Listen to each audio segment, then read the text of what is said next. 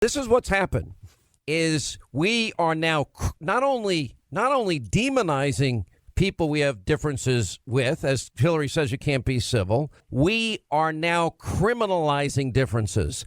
You know, the whole witch hunt issue that the president talks about, where the power of intelligence forces used to stop one candidate that they protected from the law, who committed felonies, lying to FISA courts with unverified information one opponent pays for, and then disseminating it with a media strategy to make it look like something happened that didn't. And after that, 2 years of investigation, they want to destroy people they disagree with. That is the modern left today. I don't want to destroy anybody. I don't want to boycott anybody. I don't want people, I want people, everybody has a choice. I can't make people watch Hannity or listen to this radio show. I do the best programs I can, and people have all the power. But that's not enough for these groups. No, because they can't win. They can't win on the electoral basis. We saw that with Donald Trump defeating Hillary Clinton. That was the last straw for the George Soroses and the far left, the Media Matters, all of these people. Once they went down in the presidential election that all of them thought they were going to win because they had the media in their pocket and still do, then they said, you know what? We got to abandon the free marketplace. We have to now go and assassinate people. And this is very similar to what happened in Germany, bringing it back to the... And by the way, you're not saying that, it's funny, I saw some press. You're not saying that people today are like Nazis killing people. What you're saying is that there are similar lying, propaganda, misinformation, demonization, very different from saying that there are death camps. Yeah, look, that can't happen in America, thank God, because our structure is still in place to prevent anything like that happening. But I'll tell you what, Antifa, no different than the SA. George Soros behind the scenes with tens of millions of dollars, all right, funneling it into agencies that are bent on destroying human beings. And we talked about this last time I was on a program. What happened to Brett Kavanaugh? Every American should pay attention to that, because if that guy can go down on uncorroborated, then anybody in this country can. And as you rightly pointed out, they tried it with Trump on the Russian collusion. That's collapsing all over the place. The Fusion GPS guy who put out that dossier, taking the Fifth Amendment now, won't testify. What does that tell you? Okay, so, we're living in a dangerous time. Let me add something to this. I'm agreeing with you. What really got exposed to me that scares me a lot, and there's two things. One is we have a dual justice system. We don't have equal justice or equal application of our laws vis-a-vis, look at Hillary Clinton. The biggest obstruction of justice slam dunk case ever. But the problem here is we had one party literally before the American people, you mentioned Kavanaugh, abandon all principal constitutional law and literally core values that have served us so well, which are due process, the presumption of innocence. The Republicans, for the first time in their life, did something right. They handled it with the seriousness the topic deserves. They were thorough. They did it right. And at the end of the day, there was no corroboration to the allegations being made. And now we see people like Eric Holder Kickham, we can't be civil Hillary Clinton, get in their face Cory Booker, or Maxine Waters. You see these cabinet people, you get a crowd, and you follow them into grocery stores, department stores, gas stations, and you tell them, we don't want them nowhere anymore. That's what she said. Nowhere, no place. It's amusing that you ran down the list, and we could add 10 more. And then Trump goes to Montana and makes a joke about the Republican candidate for Senate there slam dunking a reporter, and it was obviously said in jest. And the press goes wild, crazy. Yet all the things that you pointed out are somehow overlooked. It's not overlooked. They don't care. Yeah. Well, because now they're in concert. The American media is in concert with the Democratic Party. And I don't think that's ever happened before in this republic, where the 80% of the media now is promoting a political party. So it's going to be fascinating to see the backlash in the election coming up in November. I do believe there will be one. I don't know the extent of it.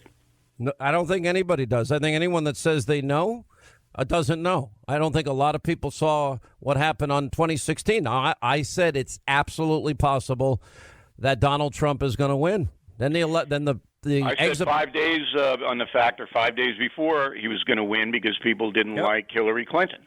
And they were either going to stay home or vote against her, and that's exactly what happened. But I just want to reinforce this because I know you can't say it on your TV and radio show. But what you go ahead, you say it, then they're going to attribute it to me, and then I get in trouble. Thanks a lot.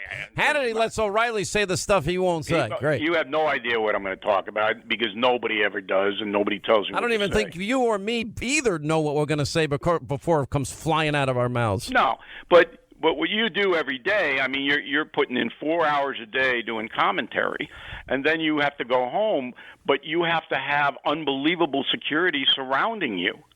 That should never happen in a free society. It's never been like this, Phil. And you're not the only one. Oh, I don't talk about it. Yeah, right.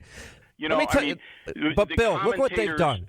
Look what they've done to the president. Right and the conservative commentators are all in danger. And this is, to me, I'm saying to myself, this has got to be exposed, number one, and it's got to stop, number two. And you can't have people telling emotionally disturbed individuals, hey, surround them when they're in a restaurant. I mean, that should be, Maxine Waters should be investigated by the Ethics Committee of the House just for saying that. Bill, we have seen now in two major cities many riots break out.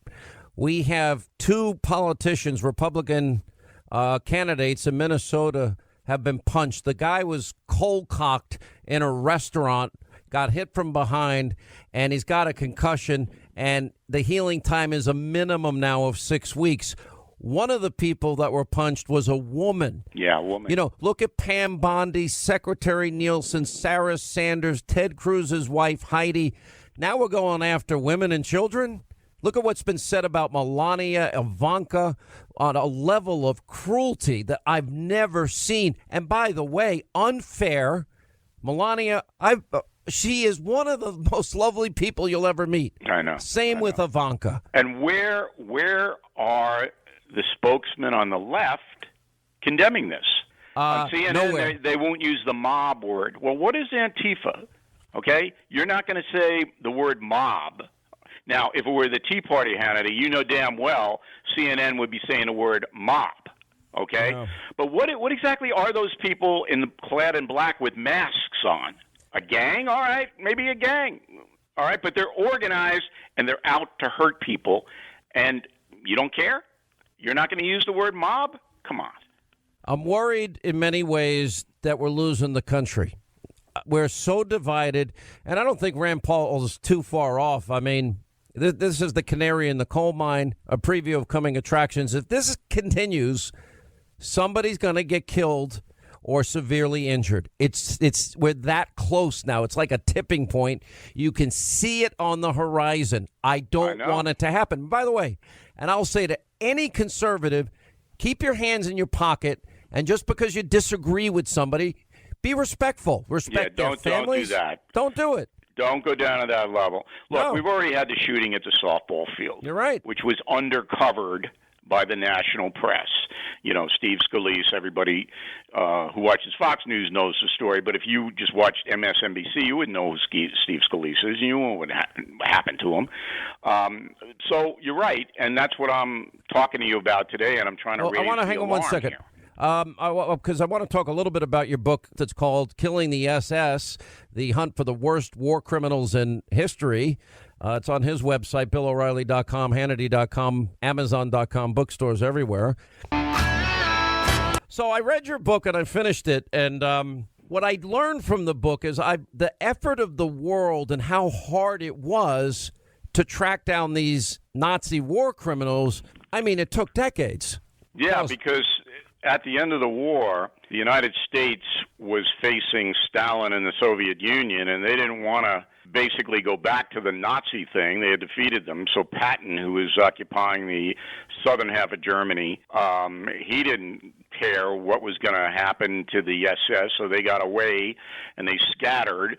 And they were helped by the Red Cross, which is based in Switzerland, a neutral country, by fledgling CIA people who wanted the SS to spy on Stalin, and by members of the Catholic Church for reasons that are just almost impossible to comprehend. Maybe they didn't know how bad the concentration camp stuff was in 1945, 46. Tell you what, I wish we could tell the whole story, but we're just out of time. Bill O'Reilly's new book, it's called Killing the SS, The Hunt for the World's Worst, for the worst war criminals in history. But I will tell you, looking at modern-day Islamic radical groups, ISIS, Al-Qaeda, that's evil in our time, and it exists. Same thing. All right, congrats. Number one, New York Times, BillO'Reilly.com. Thank you, Bill. Appreciate All right, John, taking the time. I appreciate you having me on. Thanks.